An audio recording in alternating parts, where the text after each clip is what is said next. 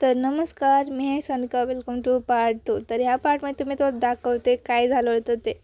तर ह्या दोघी मुली घरच्यांच्या मागे पळत पळत आलो होतं, कारण त्यांचे मम्मी पप्पा कामाला गेले होते.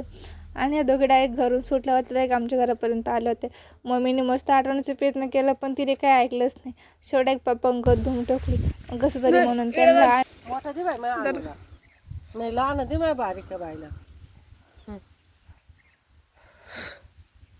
चला आता घरात चल.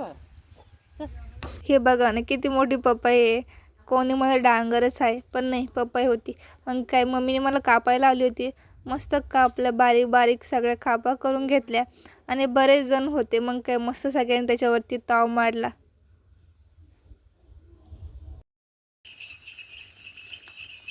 दुपारी पुन्हा हॉस्टेलवरती निघायचं होतं, म्हणून म्हणलं एकदा शेवटचं जेवण तर करूनच घ्यायला लागतं, कारण परत कधी येईल हॉस्टेलवरून काय माहितीच नाही.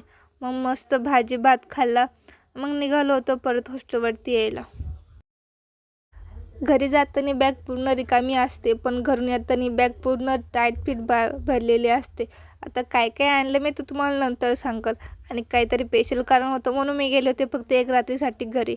मग काय बाहेर आले, सगळ्यांना बाय बाय केलं आणि मग निघालो होतो प्रवासाला, कारण की जायचं होतं कोथरूडला. तिथून परत बस पकडायची होती.